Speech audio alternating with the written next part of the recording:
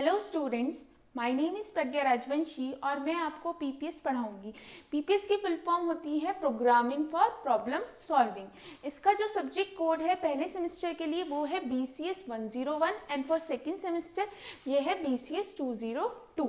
ठीक है, पहले हम सब्जेक्ट तो हम पढ़ेंगे ही, पर इससे पहले जान लेते हैं कि इस सब्जेक्ट में आप क्या क्या पढ़ेंगे। इस सब्जेक्ट में पहले आप कुछ यूनिट के कुछ टॉपिक्स में आप पढ़ेंगे। पहली यूनिट के कुछ टॉपिक में पढ़ेंगे like what is computer, computer क्या होता है, उसका ब्लॉक डायग्राम क्या होता है, क्या मेमोरी हायरार्की होती है, उसके आप जानेंगे कितनी तरह की मेमोरी होती है, रैम रोम होता है। फिर उसके बाद जो हमारे सब्जेक्ट है वो मेन फोकस करता है सी प्रोग्रामिंग पे। देखो बहुत सारी प्रोग्रामिंग है आपकी, जावा, C++, बहुत सारी प्रोग्रामिंग है जिसके थ्रू आप प्रोग्राम्स बनाते हैं, कंप्यूटर इंटरेक्ट करता है। लेकिन जो इस सब्जेक्ट में आप पढ़ेंगे वो है सी।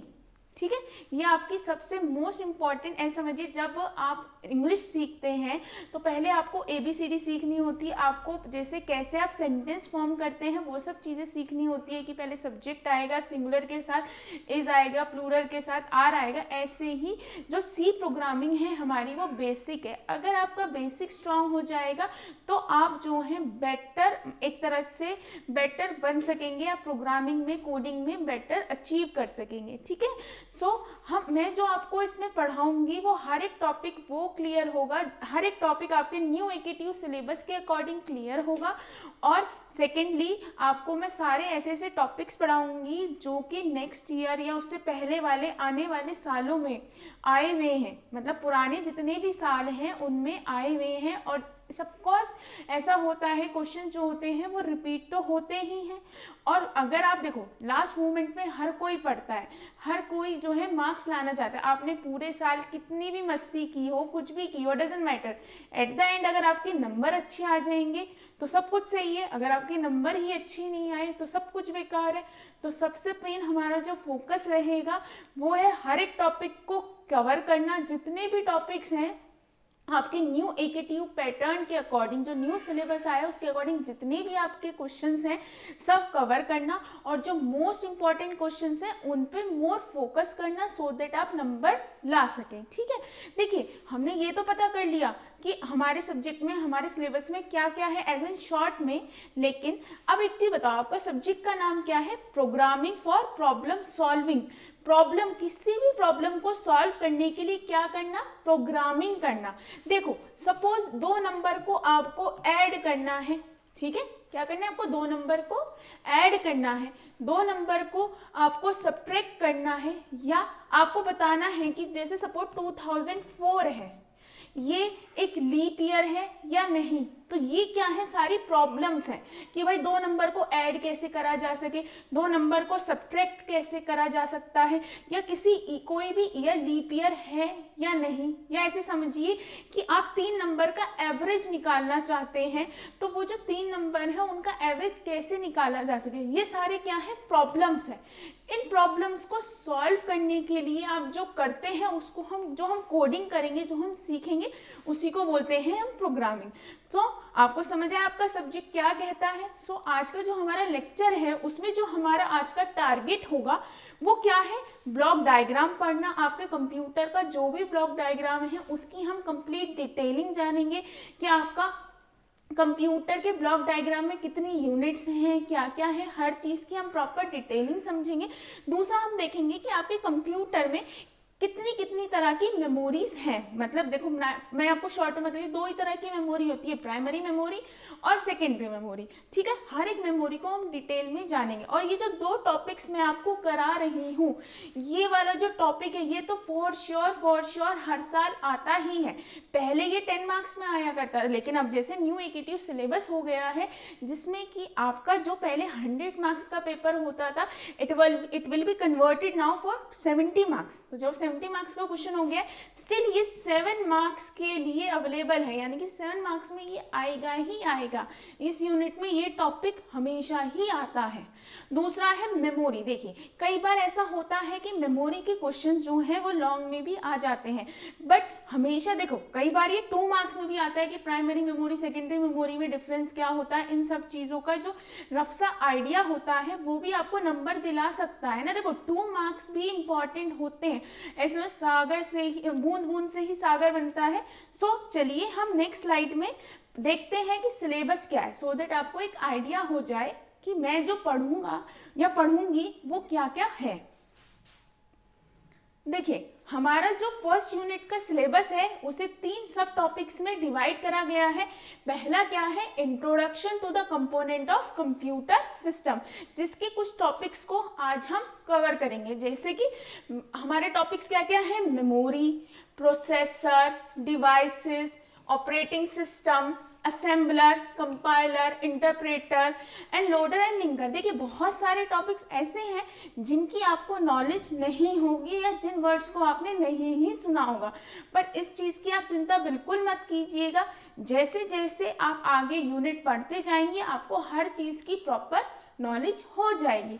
दूसरा है एल्गोरिथम। देखो आइडिया ऑफ एल्गोरिथम, ये जो सब टॉपिक है पहले यूनिट का, ये मोस्ट इम्पॉर्टेंट है। इस पे आप ध्यान दीजिएगा क्योंकि ये जो टॉपिक है वो यहीं पे ही रिस्ट्रिक्ट नहीं रह जाता है। ये टॉपिक जो है आपका फर्दर भी यूज होगा। ये टॉपिक आपका second unit, third unit, fourth unit और फिफ्थ यूनिट, हर यूनिट में काम आएगा। देखो आपको मैं एक ब्रीफ आइडिया देती हूँ बिल्कुल नॉर्मल लैंग्वेज में। अच्छा एक बताओ, आप चाय बनाते हैं तो चाय बनाने का एक प्रोसीजर है ना कि कैसे आप, भाई आपको क्या क्या चीज़ें चाहिए, क्या क्या सामान चाहिए, चीनी, पत्ती, और उसे कैसे कैसे बनाएंगे, एक प्रोसीजर है ना किसी काम को करने का। ऐसे ही आपको मैंने बताया ये सब्जेक्ट किस पे फोकस कर रहा है, सी प्रोग्रामिंग पे। आपको 2 नंबर को भी ऐड करने का एक छोटा सा प्रोग्राम बनाना है, तो आप उस प्रोग्राम को डायरेक्टली तो बना नहीं सकते, तो आप क्या करेंगे, आप एक नॉर्मल सा एक प्रोसीजर लिखेंगे एक नॉर्मल सी इंग्लिश लैंग्वेज में, सो दैट आपको एक आइडिया हो जाए कि आपके प्रोग्राम को कैसे कैसे आपको क्रिएट करना है, कैसे कैसे चलाना है, किस तरह से करना है। ठीक है, तो इसमें हम क्या क्या पढ़ेंगे कि आप एल्गोरिथम्स को कैसे रिप्रेजेंट करते हैं। अब देखिए दूसरा टॉपिक है फ्लो चार्ट। एक चीज़ आपको देखो, फ्लो चार्ट जब आएगा तब आप पढ़ेंगे उसको, लेकिन आपको ये आइडिया होगा। देखो फ्लो चार्ट, देखो आपको पता है आपने जब मूवी वगैरह देखते हो तो आप वो चीज़ क्या कर रहे होते हो, पिक्चराइज फॉर्म में देख रहे होते हैं, आप उसको क्या कर रहे होते हो, विजुअलाइज कर रहे होते हो। तो आपको क्या वो चीजें भूल जाते हैं? नहीं, आपको वो चीजें क्या रहती हैं, याद रहती हैं।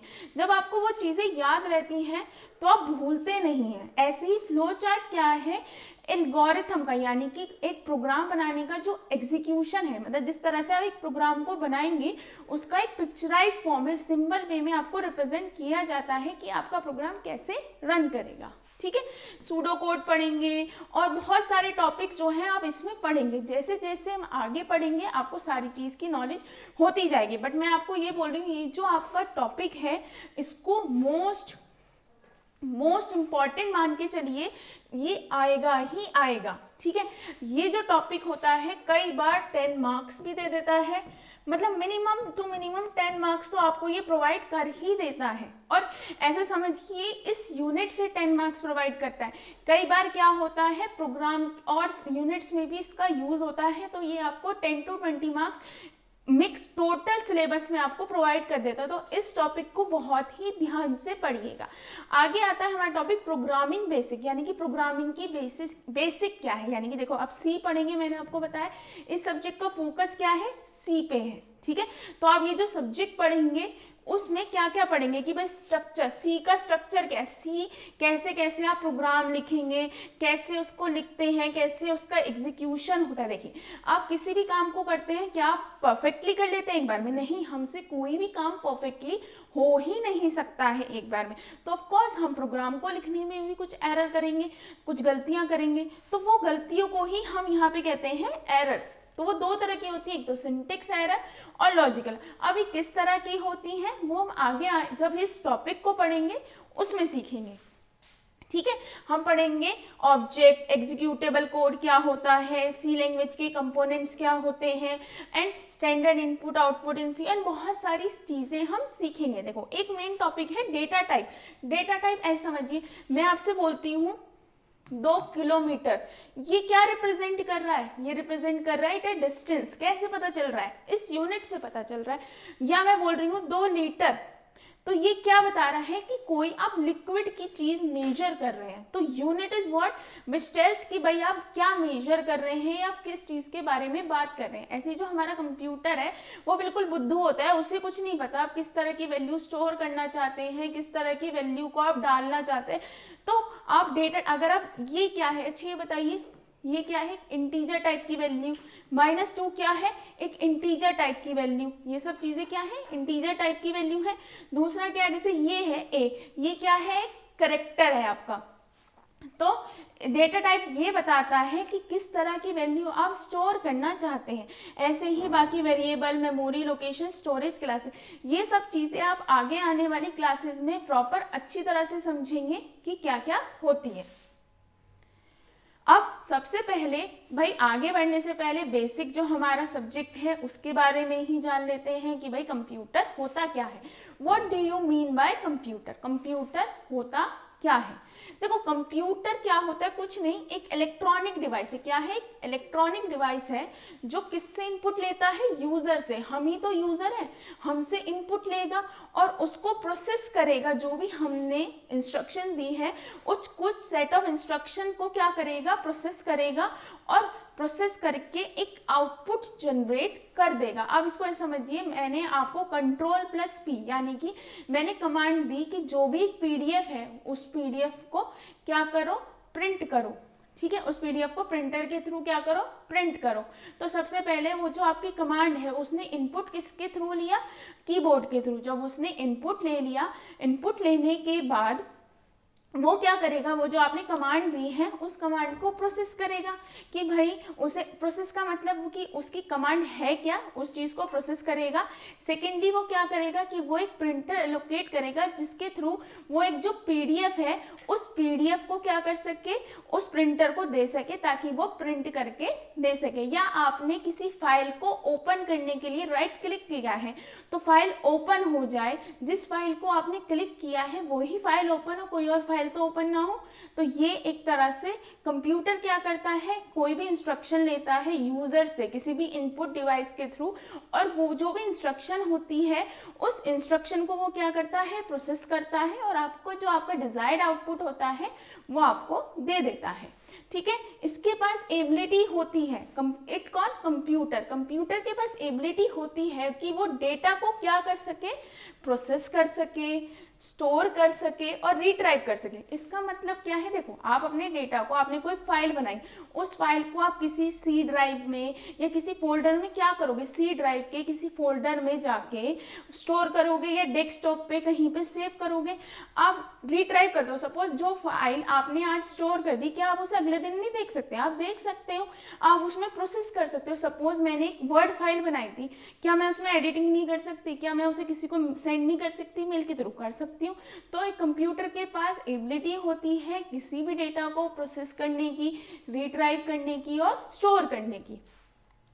कंप्यूटर जो है बना हुआ होता है बहुत सारे पार्ट्स से, यानी कि बहुत सारी चीज़ों से मिलके ये बना होता है, बहुत सारे पार्ट्स और कंपोनेंट्स से मिलके बना होता है जो आपको क्या प्रोवाइड करते हैं, फैसिलिटेट का मतलब होता है प्रोवाइड करना, बहुत सारी फंक्शनैलिटी। बहुत सारी फंक्शनैलिटी मतलब देखिए, आप कंप्यूटर के थ्रू क्या वर्ड पे फाइल नहीं बना सकते, क्या वर्ड को पीडीएफ में कन्वर्ट नहीं कर सकते, क्या आप नेट पे सर्फिंग नहीं कर सकते, क्या आप मेल नहीं चला सकते, आप बहुत सारी चीज़ें करते हैं। आप नॉर्मली स्क्रॉल कर रहे हैं, आप वीडियोस देखते हैं, यूट्यूब चलाते हैं, आप कितनी सारी चीजें करते हैं, किसकी हेल्प से, एक कंप्यूटर की हेल्प से, है ना।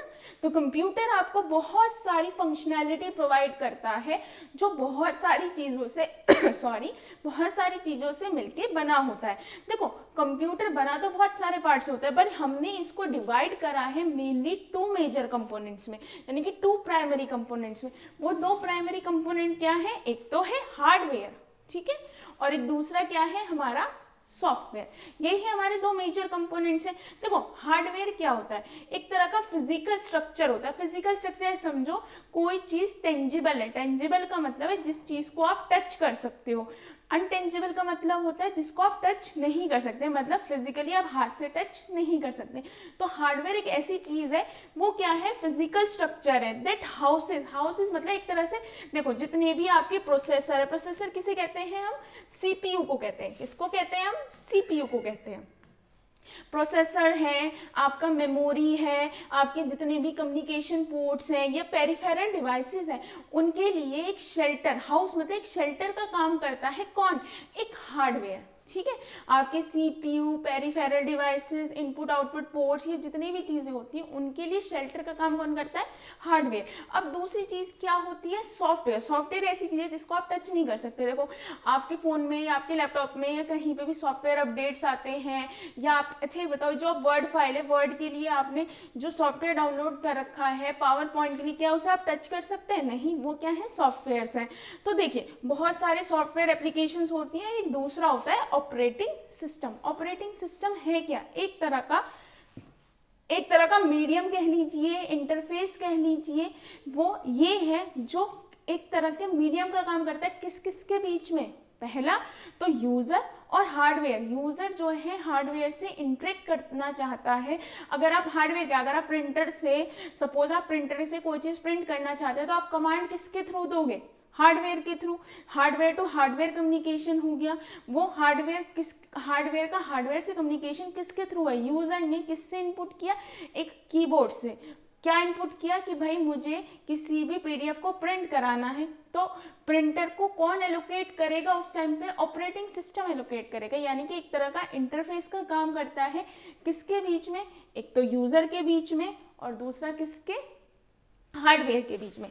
आइए जानते हैं डिजिटल कंप्यूटर क्या होता है, और आपका most important question, computer, digital computer क्या होता है और ब्लॉक डायग्राम क्या है। देखिए ये क्वेश्चन जैसे आपको दिख रहा होगा, like what is digital computer, digital computer होता क्या है। Secondly also explain the block diagram of digital computer in detail, मतलब कि ब्लॉक डायग्राम क्या है डिजिटल कंप्यूटर का। जैसे आपको दिख रहा होगा ये 17, 18, 18, 19, 19, 20 और 20, 21, 22 ये हर साल ही आता है। पहले जो पैटर्न था केटीयू में उसमें क्या होता था कि 10 मार्क्स में आता था, लेकिन अब किस में आता है, ये 7 मार्क्स में आएगा, क्योंकि अब जो पैटर्न हो चुका है वो क्या हो चुका है, 70 मार्क्स का।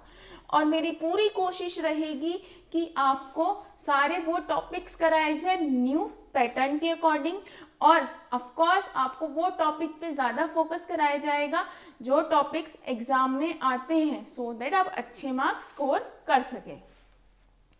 ठीक है, चलिए हम पढ़ते हैं कि हमारा डिजिटल कंप्यूटर होता क्या है। देखिए digital computer are the computer system, ये भी क्या होते हैं, एक तरह के कंप्यूटर सिस्टम ही होते हैं, कुछ और अलग से नहीं होते, ये कंप्यूटर सिस्टम ही होते हैं which uses the binary number system, जो किसका यूज करते हैं, बाइनरी नंबर सिस्टम का यूज करते हैं, विच हैज 2 डिजिट्स 0 and 1। मतलब आप एक से समझिए, पहले तो डिजिटल कंप्यूटर कुछ भी नहीं होते, ये कंप्यूटर सिस्टम ही होते हैं जो कि किनका यूज करते हैं, बाइनरी नंबर सिस्टम। अब आप देखिए बाइनरी का मतलब क्या है, बाई का मतलब क्या होता है, 2, बाइनरी का मतलब क्या होता है, 2, यानी कि जिनकी दुनिया हर चीज, हर कमांड, हर चीज या तो 0 होगी या 1 होगी। लेट सपोज आपने, लेट ऐसे एग्जाम्पल के तौर पर समझाते हैं, आपने क्लिक किया, आपने अपने लैपटॉप ऑन किया, आपने वर्ड फाइल पे क्लिक किया, आप किस में नॉर्मली करते हैं, आपकी जो लिखा होता है वो किस में लिखा होता है, वो सब कुछ इंग्लिश में लिखा होता है। पर क्या कंप्यूटर जो है इन चीज़ों को समझ सकता है, नहीं, तो उसके लिए एक मीडिएटर पर्सन की नीड होती है, यानी कि मीडिएटर, वो हम आगे जानेंगे वो मीडिएटर क्या होता है। लेकिन ऐसा समझिए कि कंप्यूटर को इंग्लिश समझ नहीं आती है, उसके लिए हर चीज़ क्या है, 0 and 1 है।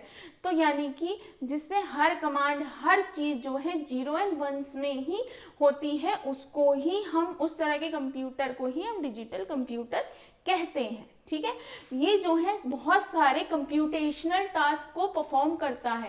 कंप्यूटेशनल टास्क से समझे तो कि जैसे कि आपने कोई भी वर्ड फाइल खोली, कोई भी एडिटिंग की, प्रिंटिंग करी, प्रिंटर से प्रिंट निकाला, कोई भी चीज़ करी, सारी चीज़ें आप जो है मतलब ये डिजिटल कंप्यूटर आपकी कर सकता है। ठीक है, अब दूसरा हमारा है कि कंप्यूटर का ब्लॉक डायग्राम क्या होता है। ठीक है, देखो ये एक मोस्ट इंपॉर्टेंट क्वेश्चन है, प्लीज इसको आप थोड़ा ध्यान से समझिएगा so that you will able to get good marks. ठीक है, देखिए पहले मैं आपको इसमें बता देती हूँ आपका ब्लॉक डायग्राम कितनी कितनी यूनिट्स में डिवाइड होता है। एक तो होती है इनपुट यूनिट, पहला पार्ट क्या होता है इनपुट यूनिट।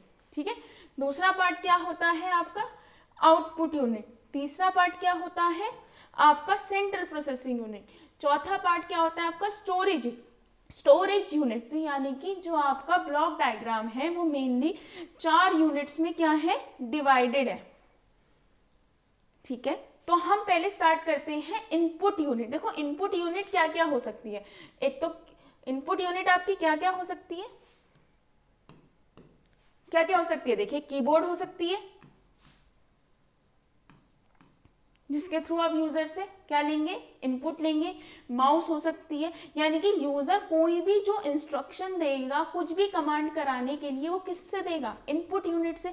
सपोज आप 2 नंबर को ऐड करना चाहते हैं, आप जो है कंप्यूटर में कैलकुलेटर ऑन कर लें, आप 2 + 3 - 5 करना चाहते हैं, तो वो जो आप 2 + 3 - 5 करेंगे वो आप किसके थ्रू करेंगे कीबोर्ड के थ्रू करेंगे। आप किसी फाइल को ओपन करना चाहते हैं तो किसके थ्रू करेंगे, या तो आप माउस से क्लिक करेंगे या आप जो है नॉर्मली कोई कीबोर्ड के थ्रू कमांड देंगे। तो यानी कि सारी जितनी भी कमांड होती हैं, यानी कि जितना भी यूजर कंप्यूटर से इंटरेक्ट करना चाहता है, कोई भी वर्किंग कराना चाहता है, वो किसके थ्रू करता है इनपुट यूनिट के थ्रू। इतनी चीज समझ आई। और ये क्या है डेटा वो है एक तरह की आपका जो भी आपकी कमांड है, आप किसी पीडीएफ फाइल को सेव करना चाहते हैं, किसी पीडीएफ फाइल को डाउनलोड करना चाहते हैं, किसी वर्ड टू पीडीएफ करना चाहते हैं, ये आपकी एक तरह से कमांड है, ये आपका डेटा है जो आप इनपुट यूनिट के थ्रू किसको भेजते हैं कंप्यूटर को भेजते हैं। अब ये जो डॉटेड लाइनें हैं और बोल्ड लाइन है उन पे आप ध्यान मत दीजिए, हर एक यूनिट जो हम यूनिट मान के चल रहे हैं हमारी इनपुट यूनिट जैसे जो मैंने आपको समझाई है, हर एक यूनिट पे ध्यान दीजिए, धीरे धीरे मैं हर चीज को समझाऊंगी। हमारी इनपुट यूनिट क्लियर हो गई, तो हमारी जो सेकेंड यूनिट है वो है आउटपुट यूनिट यानी कि जिसके थ्रू जो इंस्ट्रक्शन आपने दी है या जो काम आप यूजर जो है, हम ही तो यूजर हैं जो हम कंप्यूटर से कराना चाहते हैं। सपोज मेरा काम क्या था, किसी भी जो भी मेरी सपोज j.pdf करके एक फाइल स्टोर थी आपके, उसमें आप उसको प्रिंट कराने चाहते थे तो वो एक आउटपुट ही तो आएगा, यानी कि प्रिंटर के थ्रू आपकी क्या हो जाएगी प्रिंट हो जाएगी। आउटपुट यूनिट वो यूनिट होती है जिसके थ्रू जो भी यूजर ने कमांड दी है, जो भी यूजर ने सारी इंस्ट्रक्शन दी है वो आउटपुट में आती है, यानी कि जो भी आप कंप्यूटर से कराना चाहते हैं। जैसे आउटपुट यूनिट क्या क्या होती है बताइए, जैसे कि सिंपल सा है, आपका प्रिंटर हो गया, आपकी स्क्रीन हो गई, यही तो आपकी आउटपुट यूनिट है। आउटपुट यूनिट से इंफॉर्मेशन निकलती है, यानी कि जो इंफॉर्मेशन यूजर चाहता है, जो भी कमांड्स उसने कंप्यूटर को दी थी करने के लिए कि भाई मुझे ये काम तुम करके दो, तो आउटपुट यूनिट के थ्रू वो उसे रिटर्न देता है कि हाँ लीजिए आपका ये काम हो गया है। तो I think input unit and output unit आपको समझ आ गई होगी। अब एक चीज बताइए, मैंने एक कमांड दी कंप्यूटर को, वो कमांड क्या थी भाई, वो कमांड ये थी कि मैंने किसी फाइल को प्रिंट कराना है या किसी फाइल को क्या कराना है ओपन करना है। तो अच्छी एक चीज बताइए, मैं किसी फाइल को प्रिंट कराना चाहती हूँ तो वो फाइल कंप्यूटर में कहीं तो स्टोर होगी, या किसी फाइल को मैं ओपन करना चाहती हूँ तो वो कहीं ना कहीं तो स्टोर होगी। तो स्टोर करने के लिए किसी भी इंफॉर्मेशन को स्टोर कहाँ पे होती है स्टोरेज यूनिट। तो हमारी अगली यूनिट का नाम क्या है स्टोरेज यूनिट वो यूनिट है जिसपे सारी जितनी भी इंफॉर्मेशन होती है। आपने एक फाइल, अच्छी बात, आपने आज फाइल बनाई, पीपीटी बनाई या कोई वर्ड फाइल बनाई, उससे आप सी ड्राइव में, डी ड्राइव में या फिर कहीं पे भी क्या करते हैं हम उसे स्टोर करते हैं, यानी कि किसी मेमोरी यूनिट में, स्टोरेज यूनिट में आप उसे क्या करते हैं स्टोर करते हैं। I think storage unit clear हो गई होगी। अब स्टोरेज यूनिट जो है कितनी तरह की होती है, एक तो होती है प्राइमरी स्टोरेज, क्या होती है हमारी प्राइमरी स्टोरेज, है ना, और दूसरी क्या होती है सेकेंडरी। पहली होती है हमारी प्राइमरी स्टोरेज, दूसरी होती है हमारी सेकेंडरी स्टोरेज। तो देखो प्राइमरी से ही पता चल रहा है मेन मेमोरी, यानी कि प्राइमरी स्टोरेज का दूसरा नाम है मेन मेमोरी या इंटरनल मेमोरी। और सेकेंडरी मेमोरी का दूसरा नाम है ऑक्सिलरी मेमोरी या एक्सटर्नल मेमोरी। अब देखो इन दोनों मेमोरी का यूज क्या है। देखो जब भी सीपीयू को, यानी कि ऐसा समझिए, जब भी सीपीयू को किसी भी काम को करना होता है या किसी भी इंफॉर्मेशन को उठाना होता है या आपको कोई भी काम को प्रिंट कराना है, किसी फाइल को ओपन करना है, तो वो कहाँ होनी चाहिए, प्राइमरी मेमोरी में होनी चाहिए। किस मेमोरी में होनी चाहिए, आपकी प्राइमरी स्टोरेज कह लो, प्राइमरी मेमोरी में होनी चाहिए। पर प्राइमरी मेमोरी क्या है, छोटी होती है, उसका साइज क्या होता है, बहुत ज़्यादा स्मॉल होता है, वो लार्ज अमाउंट ऑफ डेटा को स्टोर नहीं कर सकती। पर अब एक चीज़ बताओ भाई, मेनली आपको एक पता है कि वो छोटी होती है, पर सीपीयू जो है डायरेक्टली इंटरेक्ट, यानी कि डेटा वो कहाँ से उठाता है, वो डेटा उठाता है हमेशा प्राइमरी स्टोरेज से। इसी वजह से देखो ये क्या लिखा है नीचे, सीपीयू सेंट्रल प्रोसेसिंग यूनिट, यानी कि जब भी उसे कुछ काम करना है तो वो इस डेटा को यहाँ से उठाएगा, फिर इस डेटा को वापस जहाँ पे सेव करना होगा वहाँ सेव कर देगा। ठीक है। अब देखो आपकी दूसरी क्या आती है, सेकेंडरी मेमोरी। सेकेंडरी मेमोरी क्या होती है, देखो ये ऑक्सिलरी मेमोरी होती है या इसे कह लो आप एक्सटर्नल मेमोरी। सीपीयू से डायरेक्टली इंटरेक्ट नहीं करता, पर जैसे मैंने बताया है कि आपकी जो प्राइमरी मेमोरी होती है उसका साइज क्या होता है, स्मॉल होता है, उसमें सारी इंफॉर्मेशन स्टोर नहीं हो सकती। तो क्या होता है, जो इंफॉर्मेशन सीपीयू को करंटली नीडेड नहीं है उस इंफॉर्मेशन को आप यहाँ स्टोर कर देते हैं। जब भी सीपीयू को किसी भी इंफॉर्मेशन की नीड होती है तो वो दोबारा से उठ के वापस यहाँ आ जाती है। देखो इसी वजह से ये जो एरो बने हुए हैं वो इसी ही वजह से बने हुए हैं कि इंफॉर्मेशन यहाँ से यहाँ और यहाँ से यहाँ आती जाती रहती है अकॉर्डिंग टू डिमांड्स और नीड्स। अब देखो ये यूनिट आपको अब देखो प्राइमरी मेमोरी जो होती है हमारी जो है फर्दर डिवाइड होती है रैम और रोम में। आई थिंक आपने ये चीज़ सुनी होगी, रैम होती है रैंडम एक्सेस मेमोरी, रोम होती है रीड ओनली मेमोरी। अब ये क्या होती हैं, ये क्या वर्किंग करती है, इसको हम फर्दर आगे आने वाली स्लाइड्स में डिटेल से समझेंगे। अब देखो सेंट्रल प्रोसेसिंग यूनिट, ये हमारी जो है मेन यूनिट है।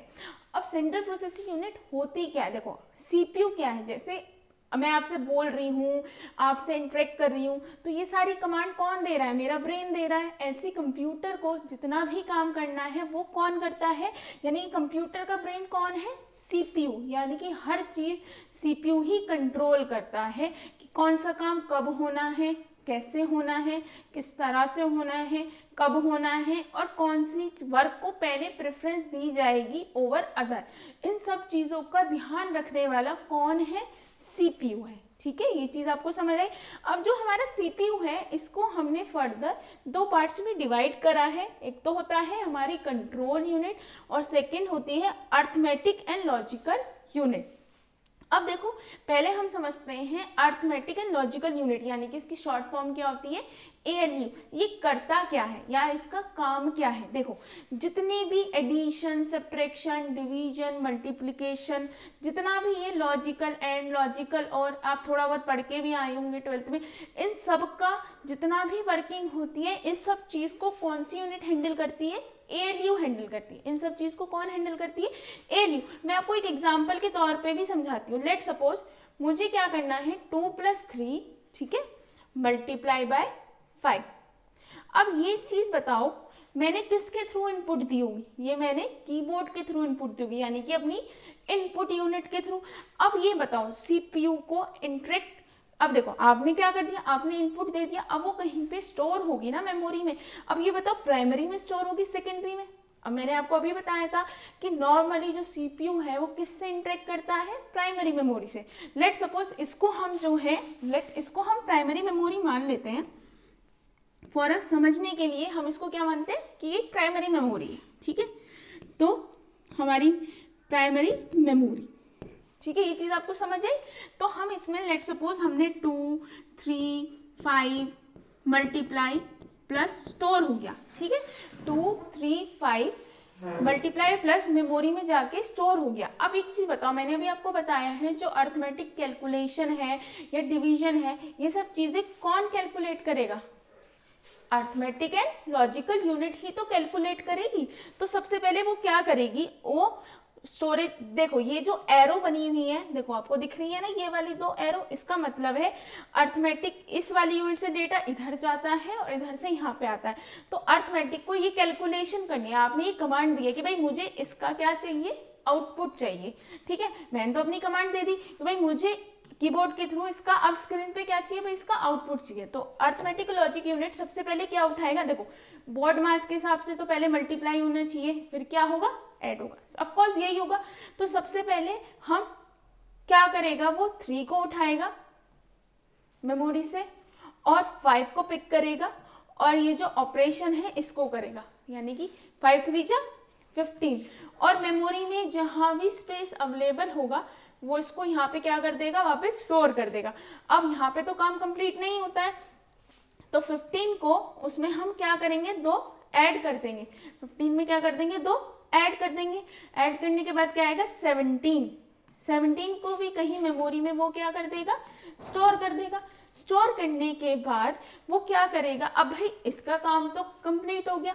कंप्लीट होने के बाद आउटपुट यूनिट पे जो है, वो आउटपुट यूनिट कौन सी यूज होगी, मॉनिटर। मॉनिटर पे ये जो 17 है वो शो हो जाएगा। ठीक है, अब तक आप ये कहेंगे इनपुट यूनिट भी समझ आएगी, आउटपुट यूनिट भी समझ आएगी, स्टोरेज भी, बट ये क्या करता है, कंट्रोल यूनिट। अच्छा, कंट्रोल यूनिट नाम से ही पता चल रहा है, कंट्रोल करने वाला, किसी चीज को क्या करने वाला, कंट्रोल करने वाला। तो यानी कि जो कंट्रोल यूनिट है, अभी जो एक ऑपरेशन हुआ था 2 + 3 × 15, यानी कि आपने कीबोर्ड के थ्रू इनपुट दिया, मेमोरी में स्टोरेज हुई, कैलकुलेशन हुई कि पहले मल्टीप्लाई होगा फिर प्लस होगा, फिर उसके बाद मेमोरी में स्टोर होगा रिजल्ट, मल्टीप्लाई के बाद फिर ऐड करने के बाद फाइनल रिजल्ट स्टोर होगा। स्टोर होने के बाद वो जो है किस पे शो होगा, स्क्रीन पे शो होगा। ये जो सारी चीजें हैं, ये सारी चीजों को कंट्रोल कौन करता है, आपका कंट्रोल यूनिट। वो ये कंट्रोल करता है कि हर चीज सही से परफॉर्म हो, अच्छे से हो, हर चीज का क्या बोलते हैं कि हर चीज प्रॉपर वे में हो, ऐसा ना हो।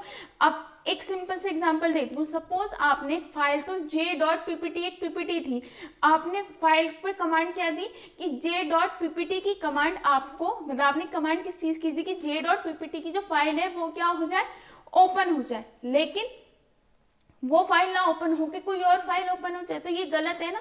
तो हर चीज को जो भी कमांड दी गई है, हर चीज सही से हो, कंट्रोल वे में हो और करेक्ट वे में हो, इस सब चीज का ध्यान रखने वाला कौन है, control unit.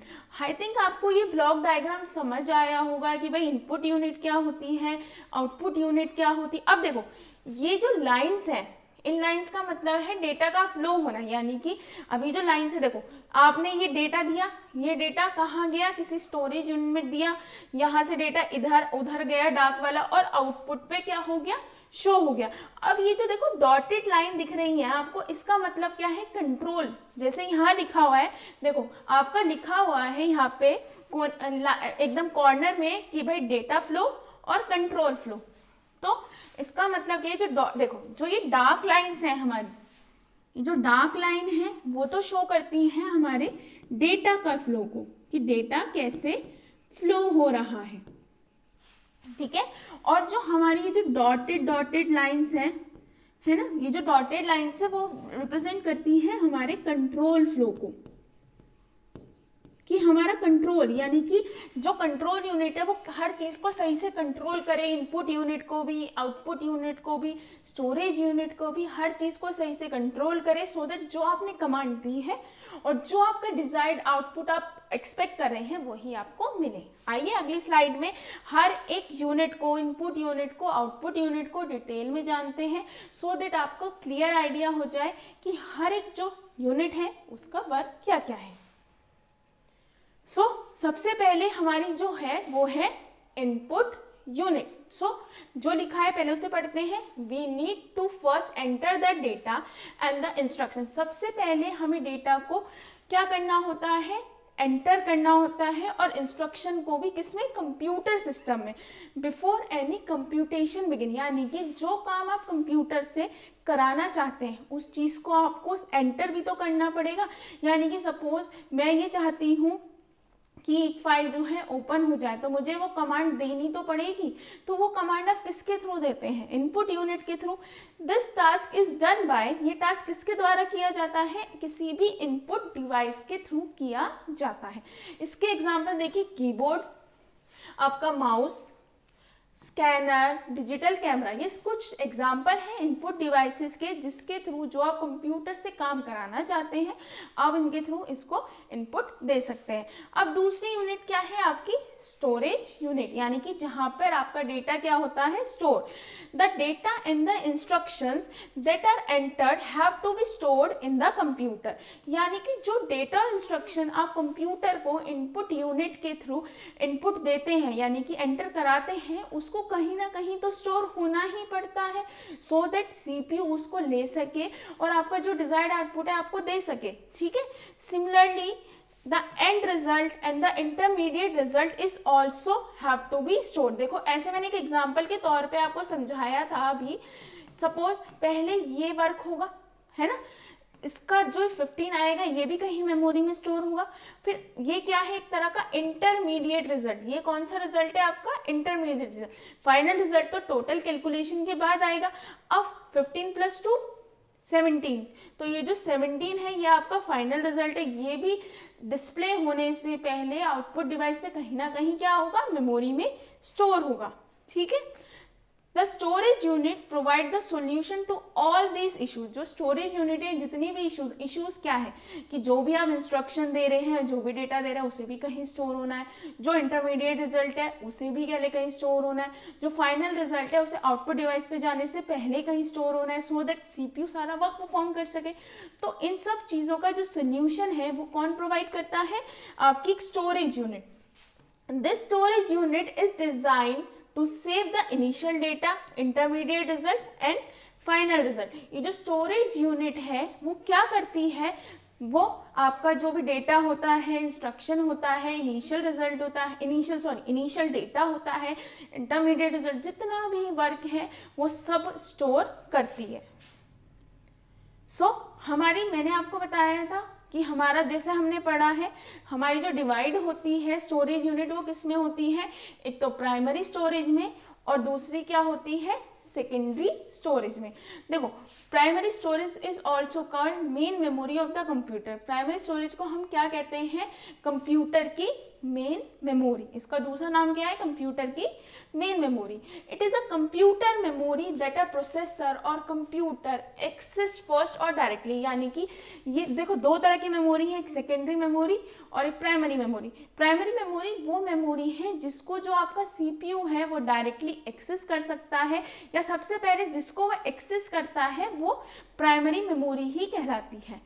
It allow a processor to access running execution application and services that are temporarily stored in a specific memory location. ये अलाउ करता है प्रोसेसर को कि वो एक्सेस कर सके किसी भी रनिंग एग्जीक्यूशन एप्लीकेशन को या सर्विसेज को जो कहीं पे टेम्परेरी स्टोर है फॉर अ बीइंग टाइम, किसी भी मेमोरी के स्पेसिफिक जगह पे लोकेशन पे टेम्परेरी बेसिस पे स्टोर है उसको भी आप एक्सेस कर सकते हैं।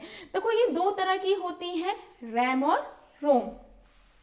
रैम और रोम होते क्या हैं इसको हम आगे आने वाली स्लाइड में बिल्कुल डिटेल में पढ़ेंगे, बट आपको एक ओवरव्यू दे देती हूँ। देखो प्राइमरी मेमोरी दो पार्ट्स में डिवाइड होती है, रैंडम एक्सेस मेमोरी और read write memory, read only memory. जो रैम मेमोरी होती है वो जो होती है वो वॉलेटाइल इन नेचर, वॉलेटाइल मतलब उड़ जाने वाली। जितनी देर आपने कंप्यूटर को पावर सप्लाई दी है उतनी ही देर इसमें डेटा स्टोर रहेगा, जबकि रोम जो होती है वो नॉन वॉलेटाइल इन नेचर होती है, यानी कि अगर आपने पावर सप्लाई बंद भी कर दी किसी वजह से उसके बाद भी इसमें से डेटा नहीं उड़ेगा। अब बाकी जो इसमें इसको आप देखो क्या बोलते हैं, रैम को आप जो है रीड राइट मेमोरी भी कहते हैं। रीड राइट मेमोरी से मतलब है क्या बोलते हैं आप इसे, रीड राइट मेमोरी। किसको बोलते हैं हम रीड राइट मेमोरी, हम बोलते हैं रैम को रीड राइट मेमोरी। अब क्यों बोलते हैं, देखो जितनी भी आप कुछ किसी डेटा को उठा के पढ़ते हैं, किसी भी फाइल को अगर आप पढ़ रहे होते हैं, किसी फाइल में अगर आप एडिटिंग कर रहे होते हैं, वो सारी चीजें स्टोर किस में होती हैं रैम में। अब जो प्रॉपर डिटेलिंग है कि रैम रोम होता क्या है, क्या क्या फर्दर डिवीजन है, उन सब चीज़ों को हम कुछ आगे आने वाली स्लाइड्स में समझेंगे। आगे चलते हैं सेकेंडरी स्टोरेज होती क्या है। सेकेंडरी स्टोरेज का जो दूसरा नाम है वो है ऑक्सिलरी स्टोरेज, यानी कि ऑक्सिलरी मेमोरी, एक्स्ट्रा मेमोरी। ठीक है, and can retain the information, retain का मतलब होता है इंफॉर्मेशन उसके अंदर रहती है, कब तक, इवन इसके बावजूद भी कि सिस्टम को आपने ऑफ कर दिया, उसको पावर सप्लाई नहीं दी, उसके बाद भी उसमें जो है डेटा रहता ही रहता है। It is basically used for holding the programs, instructions and data on which the computer is not working currently। मतलब ये बेसिकली किस लिए यूज की जाती है, देखो ये चीज तो मैंने आपको बताई है कि जो कंप्यूटर है वो डायरेक्टली किससे इंटरेक्ट करता है, प्राइमरी मेमोरी से, सेकेंडरी मेमोरी से कभी इंटरेक्ट नहीं करता। तो इसका यूज क्या है, देखो इसका यूज क्या है, देखो मैंने आपको बताया जो प्राइमरी मेमोरी होती है उसका साइज बहुत छोटा होता है, वो थोड़े समय के ही मतलब वो थोड़े ही डेटा को रख सकती है। तो सेकेंडरी मेमोरी यूज होती है उस इंस्ट्रक्शन को, उस डेटा को स्टोर करने के लिए जो सीपीयू जिस डेटा और इंस्ट्रक्शन को करंटली यूज नहीं कर रहा है या जिस पे वो करंटली वर्क नहीं कर रहा है, उसके लिए ये यूज होती है, सो दैट जो आपका प्रोसेसर है वो बाद में उसे यूज कर सके, यानी कि जब उसे उस डेटा इंफॉर्मेशन की नीड है तो सेकेंडरी मेमोरी से उठ के डेटा प्राइमरी मेमोरी में आ जाता है, और प्राइमरी मेमोरी से तो वो एक्सेस कर ही सकता है डेटा को। ठीक है, अब अगली यूनिट हमारी क्या है, सेंट्रल प्रोसेसिंग यूनिट, यानी कि आप क्या होता है जो सेंट्रल प्रोसेसिंग यूनिट होती है कंप्यूटर का, आप उसे क्या कहते हैं, brain. Everything is handled by CPU, यानी कि जितनी भी प्रॉब्लम्स होती हैं, जैसा भी इंस्ट्रक्शन देते हैं उसको सही से परफॉर्म करने का जो कहते हैं ना मतलब जो होती है रिस्पॉन्सिबिलिटी सीपीयू की ही होती है। सीपीयू की जो शॉर्ट फॉर्म होती है, सॉरी फुल फॉर्म होती है, वो है सेंट्रल प्रोसेसिंग यूनिट। इसके मेजर 2 कंपोनेंट्स हैं, एएलयू, एएलयू की फुल फॉर्म क्या होती है, अर्थमेटिक लॉजिकल यूनिट, ठीक है, और दूसरा सीयू की जो फुल फॉर्म होती है वो है कंट्रोल यूनिट, यानी कि आप कह सकते हैं आपने सीपीयू को फर्दर 2 पार्ट्स में डिवाइड किया, एक है एएलयू और दूसरा है सीयू यानी कि कंट्रोल यूनिट। जो आपका सीपीयू होता है वो कंप्यूटर का क्या कहलाता है, ब्रेन कहलाता है, दिमाग कहलाता है। In a computer system all the major calculation and comparison made inside the CPU, जितनी भी मेजर कैलकुलेशंस होती हैं, कंप्यूटेशंस होते हैं, कंपैरिजन्स होते हैं, यानी कि मेजर जितना भी वर्क होता है वो सारा जो है सीपीयू के अंदर ही होता है। ठीक है, अब देखो हमने पहले क्या बताया, सीपीयू 2 पार्ट में डिवाइड है, एएलयू और सीयू।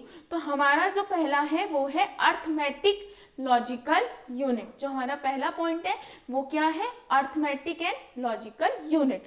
देखो जो एक्चुअल एग्जीक्यूशन होती है किसी भी इंस्ट्रक्शन की, वो इंस्ट्रक्शन कौन से हो, अर्थमेटिक या लॉजिकल टाइप के ऑपरेशन जो भी होते हैं, addition, subtraction, logical and logical, और जितने भी ये ऑपरेशंस होते हैं वो सारे एएलयू के अंदर ही होते हैं। ठीक है, जो एएलयू है वो परफॉर्म करता है क्या क्या, सिंपल एडिशन हो गया, सब्ट्रैक्शन हो गया, मल्टीप्लिकेशन हो गया, डिवीजन हो गया, कोई भी लॉजिकल ऑपरेशन हो गया, और एंड। ठीक है, ये जो बेसिक सारे ऑपरेशंस होते हैं ये कौन कौन परफॉर्म करता है, एएलयू परफॉर्म करता है। जो इंटरमीडिएट रिजल्ट होता है that are generated in ALU, मैंने अभी आपको दिखाया था, देखो जैसे 2 + 3 मल्टीप्लाई बाय 5, तो 5 3 जा, ये जो 15 है ये क्या है, क्या ये फाइनल रिजल्ट है आपका, नहीं, यह आपका क्या है, इंटरमीडिएट रिजल्ट, यानी कि मिडिल का एक रिजल्ट, फाइनल रिजल्ट नहीं है। तो जो भी इंटरमीडिएट रिजल्ट होते हैं जो किसके द्वारा जनरेट किए जाते हैं, एएलयू के द्वारा जनरेट किए जाते हैं, उसे हम जो है टेम्परेरी ट्रांसफर कर देते हैं प्राइमरी स्टोरेज में। यानी कि ऐसे समझिए, लेट सपोज ये आपका क्या है, एएलयू पोर्शन है, मैं पूरी यूनिट नहीं बना रही हूँ, और ये आपका क्या है, स्टोरेज, यानी कि 2, इसमें 3 है ना, क्या है, और 5, एक सेकेंड मैं थोड़ा सा बड़ा लिख देती हूँ सो दैट आपको विजिबल हो, है ना, देखिए 2 है ना, 3 5 प्लस और मल्टीप्लाई, सारे इंस्ट्रक्शन यहाँ पे स्टोर है। जब पहली कैलकुलेशन होगी उसके बाद ये जो 15 है ये भी कहीं मेमोरी में स्टोर हो जाएगी। फिर जब उसको आगे की कैलकुलेशन की नीड है तो ये 15 को पिक करेगा, और किसको पिक करेगा, 2 को पिक करेगा, और साथ में प्लस को, और जो फाइनल रिजल्ट होगा वो भी कहाँ स्टोर हो जाएगा, आपका मेमोरी में ही जाके स्टोर हो जाएगा। और कितनी बार भी जो डेटा है वो कई बार ALU से मेन मेमोरी में जाता है, मेन मेमोरी से ALU में वापस आता है, यानी कि जो इंटरचेंज चलता रहता है डेटा का, वो एक तरह से डेटा जब तक चलता रहता है जब तक आपका फाइनल आपको आउटपुट ना मिल जाए। अब हमारी जो दूसरी यूनिट है वो क्या है, कंट्रोल यूनिट। कंट्रोल यूनिट नाम से ही पता चल रहा है हर चीज को कंट्रोल करने वाली चीज। देखो, this unit controls the operation of all part, जितने भी पार्ट्स होते हैं आपके, कितने इनपुट यूनिट है, आउटपुट यूनिट है, स्टोरेज यूनिट है, हर चीज का जो कंट्रोल रखता है, हर चीज का जो ध्यान रखता है कि आपकी सारी चीजें सही से हो, वो कौन ध्यान रखता है, आपकी कंट्रोल यूनिट। यानी कि this unit control the operation of all part of the computer but does not carry out any actual data process, यानी कि एक्चुअल में कोई काम नहीं करता है, ये हर चीज को क्या करता है, हैंडल करता है। ऐसे समझिए कि एक हेड है, किसी इंसान, कोई भी मतलब एक पर्सन है, वो हेड है, वो हर चीज का ध्यान रखेगा कि भाई हर चीज सही से परफॉर्म हो, हर चीज सही से हो, पर वो एक्चुअली में कहीं नहीं जाता है, वो बस ये ध्यान रखता है कि जो भी लोग उसके अंडर वर्क कर रहे हैं वो सब सही से वर्क कर रहे हैं, कोई गड़बड़ ना हो। ठीक है, it manage and coordinate all the unit, यानी कि जितनी भी यूनिट्स हैं उन सबको कंट्रोल करता है और क्या करता है, कोऑर्डिनेट करता है सिस्टम की। It also communicate with the input output devices. ये इनपुट आउटपुट डिवाइसेज से, इनपुट डिवाइस क्या हो गई, आपकी कीबोर्ड हो गई, आउटपुट डिवाइस क्या हो गई, आपकी प्रिंटर हो गई, ऐसे ही बहुत सारे इनपुट आउटपुट डिवाइस है, उनके साथ क्या करता है, कम्युनिकेट करता है। क्यों करता है, ताकि जो डेटा का ट्रांसफर है या रिजल्ट है वो स्टोरेज यूनिट से, देखो स्टोरेज यूनिट में स्टोर है डेटा, या तो आपको इनपुट के थ्रू उसको डेटा को स्टोर करना है मेमोरी यूनिट में आपकी किसी भी, या वहां से उठ के डेटा स्क्रीन पे यानी किसी भी आउटपुट डिवाइस पे शो होना है। यानी कि डेटा का जो ट्रांसफर होता है इनपुट आउटपुट यूनिट में, उस चीज को मैनेज कौन करता है, कंट्रोल यूनिट। हमारी जो नेक्स्ट यूनिट है वो है आउटपुट यूनिट, यानी कि जो भी आपने इनपुट दिया है, जो भी आप काम चाहते हैं उस काम को सही से मतलब आपको शो करने वाला कौन होता है, आउटपुट यूनिट होती है। यानी कि सिंपल से एग्जांपल मॉनिटर हो गया। देखो, output unit accept the result produce by the computer in the coded form, यानी कि देखो कोडेड फॉर्म वो फॉर्म होती है जिसको हम ह्यूमंस नहीं समझ सकते।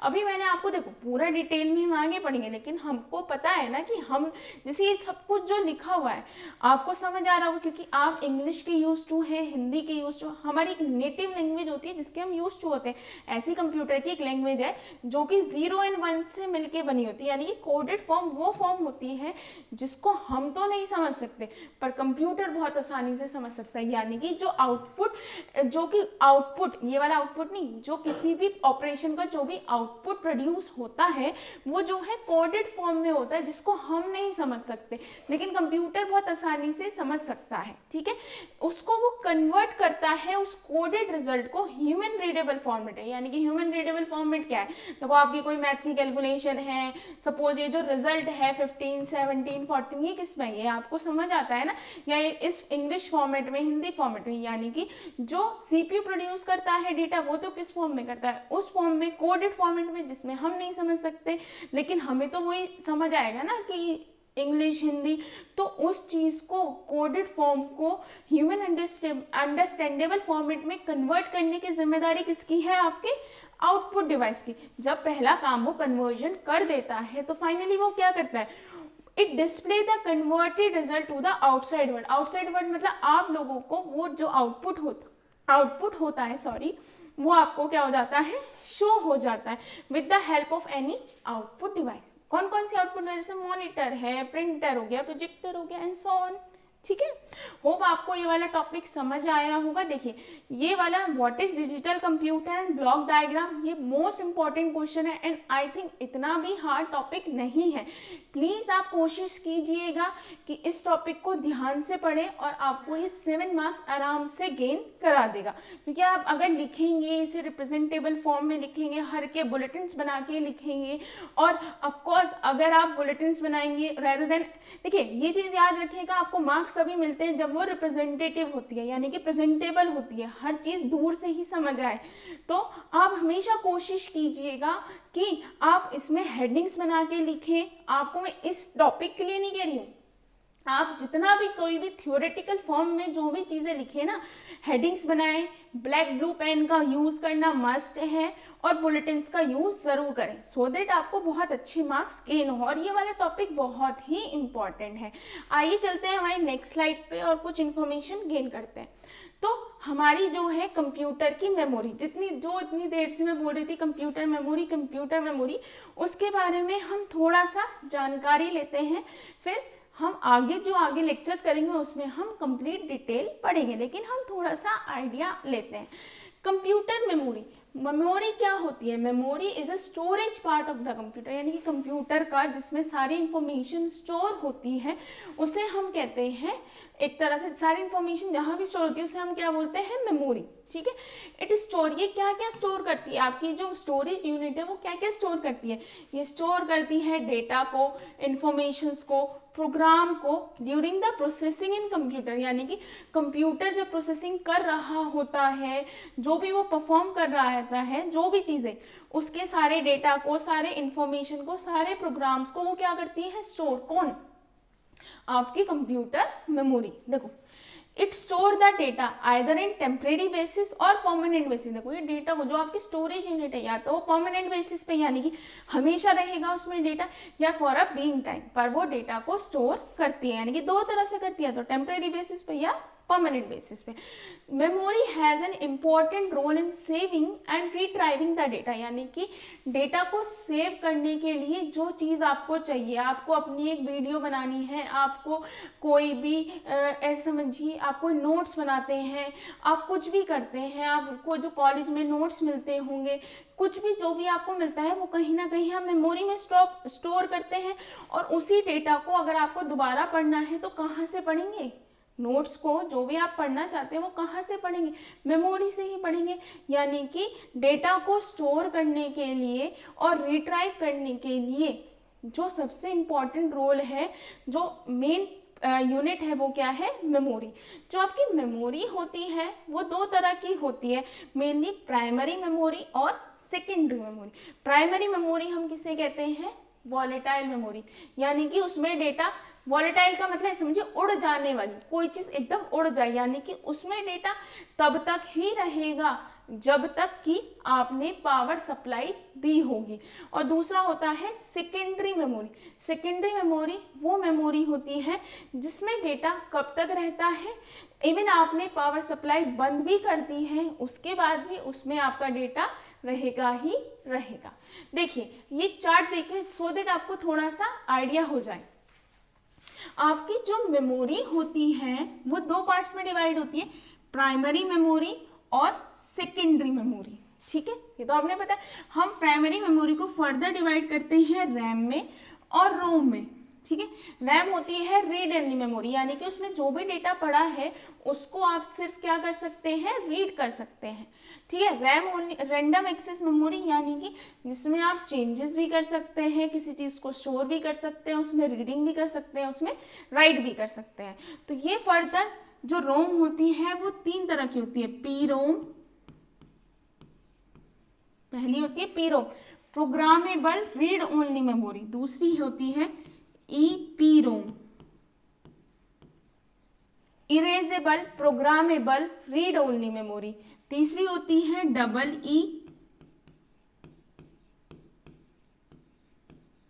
पी रोम, यानी कि इलेक्ट्रिकली इरेजेबल पी रोम। इसको मैं आपको शॉर्ट में आइडिया दे देती हूँ कि ये होती क्या क्या है। देखो, पी रोम ये कहता है, देखो पी रोम का मतलब, देखो नॉन टेक्निकल टर्म में समझो। आपके पास पेन है, आपने कॉपी से पेन पे लिख दिया, आपके पास व्हाइटनर नहीं है, आपने एक बार लिख दिया, लिखने के बाद उसे आप पढ़ सकते हो, उसमें आप कोई चेंजेस नहीं कर सकते। यानी कि पी रोम ये कहता है कि एक बार उसके अंदर आपने जो भी डेटा लिख दिया उसे आप चेंज नहीं कर सकते, सिर्फ आप क्या कर सकते हो? उसको कितनी बार भी रीड कर लो, ऑल्टरेशन पॉसिबल नहीं है। बट क्या रियल लाइफ में ऐसा होता है? आपसे गलतियां होती ही हैं, 100% है कि आपसे गलतियां होती हैं। तो इसी का ऑल्टरनेटिव आया है ईपी रोम। ईपी रोम क्या है? Erasable programmable read only memory, यानी कि जो आपने डेटा लिखा है उसे आप कितनी बार भी चेंज कर सकते हैं, उसमें आप ऑल्टरेशन कर सकते हैं। किसकी हेल्प से? यूवी लाइट, अल्ट्रावायलेट लाइट की हेल्प से। ठीक है, यानी कि आप एक डेटा को 10 बार लिखिए, 10 बार लिखने के बाद 10 बार चेंज करिए, पर उसमें जो व्हाइटनर है वो कौन है? UV light, ultraviolet light. तीसरी है इलेक्ट्रिकली इरेजेबल पीरोम, यानी कि इसमें आप जो डेटा है उसे आप कितनी बार भी लिखें। यहाँ पे व्हाइटनर कौन है? इलेक्ट्रिकल वेव्स है, यानी कि जो किसी भी पूरे डेटा को रिमूव कर सकती हैं, उड़ा सकती हैं, चाहे आप स्मॉल पोर्शन को रिमूव कर लीजिए या बड़े को, यानी कि इसमें आपके पास कोई स्कोप नहीं है, जो डेटा लिख दिया उसे 100 बार रीड कर सकते हैं पर कोई भी चेंजेस नहीं कर सकते। ईपीरोम में आप एक डेटा को 100 बार लिख सकते हैं, उसमें 100 बार चेंज कर सकते हैं, पर किसकी हेल्प से? यूवी लाइट की हेल्प से। और इसमें क्या है? आप डेटा को एक बार के 100 बार लिखिए, 100 बार चेंज कीजिए, पर कौन है यहाँ पे व्हाइटनर? हमारा इलेक्ट्रिकल वेव्स। ठीक है, होप आपको थोड़ा सा समझ आया होगा। अब देखो रैम, रैम दो तरह की होती है, एस रैम और क्या होती है? देखिए एस रैम,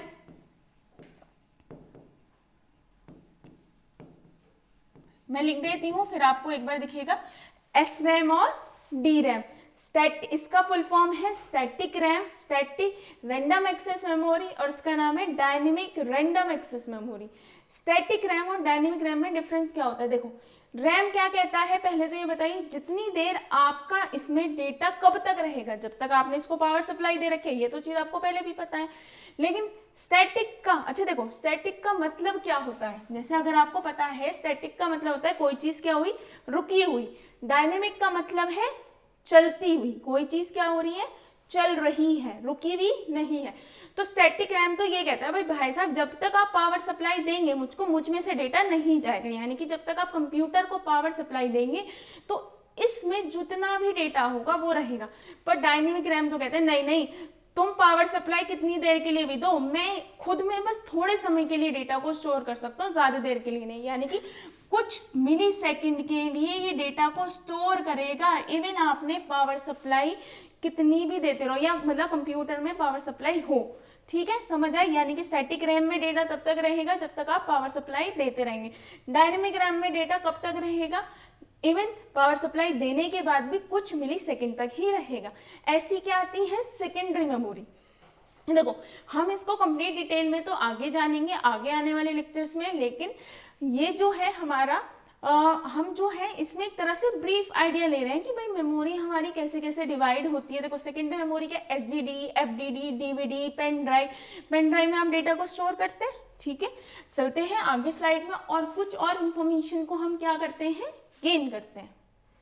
देखिए अब ये वाला क्वेश्चन जो है, डिफरेंशिएट बिटवीन रैम एंड रोम, ये जो है इंपॉर्टेंट, ये क्या? देखिए डिफरेंशिएट बिटवीन रैम एंड रोम।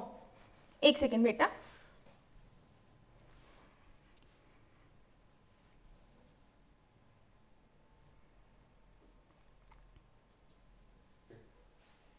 चलिए अब हम जानते हैं डिफरेंशिएट बिटवीन रैम एंड रोम, यानी कि रैम और रोम होता क्या है, इसके ऊपर हम जो है डिफरेंस जानते हैं। देखिए रैम की फुल फॉर्म आपको पता ही है, रैंडम एक्सेस मेमोरी, और रोम क्या है? आपकी रीड ओनली मेमोरी। देखो हम इन कुछ एट्रीब्यूट्स कह लो, कुछ फीचर्स कह लो, उनके बेसिस पे हम जो है रैम एंड रोम को डिवाइड करेंगे। रैम क्या होती है? वॉलेटाइल होती है नेचर के, यानी कि इसमें जो है डेटा ऑटोमेटिकली उड़ जाता है जब कंप्यूटर क्या होता है? शट डाउन होता है, यानी कि जो कंप्यूटर जो है जब बंद हो जाता है, जब आप उसको पावर सप्लाई नहीं देते हैं, उस टाइम पे ऑटोमेटिकली इसमें से डेटा क्या हो जाता है? इरेज हो जाता है। जबकि रोम क्या है? नॉन वॉलेटाइल इन नेचर है, यानी कि इसमें से डेटा कभी भी इरेज नहीं होता है। इवन आप अपने कंप्यूटर को शट डाउन कर दीजिए, आप अपने कंप्यूटर में को रीस्टार्ट कर दीजिए, इसमें से कभी भी डेटा क्या होगा? आपका रिमूव नहीं होगा। दूसरा होता है एक्सेस। रैम जो है डायरेक्टली एक्सेस की जा सकती है प्रोसेसर के द्वारा, यानी कि प्रोसेसर जो है इंटरेक्ट कौन सी स्टोरेज पार्ट से करता है? रैम से, यानी कि रैम से ही वो डेटा उठाता है, डेटा को स्टोर करता है। जबकि रोम जो है डायरेक्टली एक्सेस नहीं हो सकती प्रोसेसर के द्वारा, जबकि since it is transferred into RAM when it is executed by the processor, यानी कि अगर रोम से कोई डेटा सीपीयू को एक्सेस करना है तो वो डायरेक्टली रोम से नहीं कर सकता एक्सेस, उससे रोम वाला जो डेटा है उसे वो रैम में आएगा, तब सीपीयू उसे एक्सेस करेगा। यानी कि रैम डायरेक्टली एक्सेसिबल है पर रोम डायरेक्टली एक्सेसिबल नहीं है। रैम जो है यूज होता है स्टोर करने के लिए टेम्परेरी इंफॉर्मेशन को लिमिटेड टाइम के लिए। यानी कि रैम में अगर आप कुछ भी इंफॉर्मेशन स्टोर करना चाहते हैं तो थोड़े समय के लिए ही कर सकते हैं, ज़्यादा समय के लिए आप इंफॉर्मेशन को स्टोर नहीं करते हैं। जबकि रोम जो है यूज होता है परमानेंटली इंफॉर्मेशन को स्टोर करने के लिए, जिसे डिलीट नहीं करते आप नॉर्मली। जैसे अगर आपने डिलीट कर दिया तो बात अलग है, लेकिन रैम में जो डेटा होता है टेम्परेरी बेसिस होता है, रोम में जो डेटा होता है वो परमानेंट इंफॉर्मेशन होता है जो डिलीट नहीं हो सकती, जिसे आप डिलीट नहीं कर सकते। रैम जो होता है वो चिप फॉर्म में होता है, जबकि जो रोम होता है वो ऑप्टिकल ड्राइवर से बना होता है, ऑप्टिकल ड्राइवर की फॉर्म में होता है। और ये जो ऑप्टिकल ड्राइवर होते हैं वो मैग्नेटिक टेप से मिलकर बने होते हैं। देखो रैम और रोम में से जो महंगी होती है यानी कि कॉस्टलियर होती है वो रैम होती है, यानी कि कॉस्टलियर देन रोम, और जो रोम होती है वो थोड़ी सी सस्ती होती है रैम के कंपैरिजन में। देखो chip size is larger than ROM, यानी कि जो रैम का चिप साइज होता है वो साइज जो है बड़ा होता है अगर कंपेयर किया जाए रोम से। जो चिप साइज जो होता है वो छोटा होता है रोम का। जो राइटिंग डेटा होता है रैम चिप का इज अ फास्टर प्रोसेस, यानी कि अगर रैम चिप में आप कोई भी डेटा लिख रहे हैं तो बहुत ज़्यादा फास्ट प्रोसेस है अगर आप कंपेयर करें रोम चिप से। रोम चिप में अगर आप किसी डेटा को लिख रहे हैं तो वो एक स्लो प्रोसेस है अगर कंपेयर किया जाए रैम से। ठीक है, रैम चिप जो है कितने बाइट्स मतलब कितना डेटा को स्टोर कर सकती है, जीबी में गीगाबाइट्स में डेटा को स्टोर कर सकती है, कितना 16 जीबी और उससे कुछ ज़्यादा। ठीक है, जबकि जो रोम है नॉर्मली डेटा को स्टोर करती है कुछ मेगाबाइट्स तक। ठीक है, अप टू 4 MB है, उससे थोड़ा बहुत ज़्यादा है, यानी कि ज़्यादा स्टोरेज किसकी है, रैम की। रैम गीगाबाइट्स में स्टोर करती है और जबकि जो रोम होता है वो कुछ मेगाबाइट्स में ही डेटा को स्टोर करता है। जैसे इसका एग्जाम्पल है static RAM and dynamic RAM, इसका एग्जाम्पल है P ROM, EPROM, double EPROM are the example of ROM. Hope आपको ये समझ आया होगा कि रैम क्या है और रोम क्या है। ये वॉलेटाइल है, ये नॉन वॉलेटाइल है। सीपीयू के द्वारा डायरेक्टली प्रोसेस रैम की जाती है, ये डायरेक्टली एक्सेस नहीं की जाती। Thank you, hope you like this video, hope आपको ये सब समझ आया हो।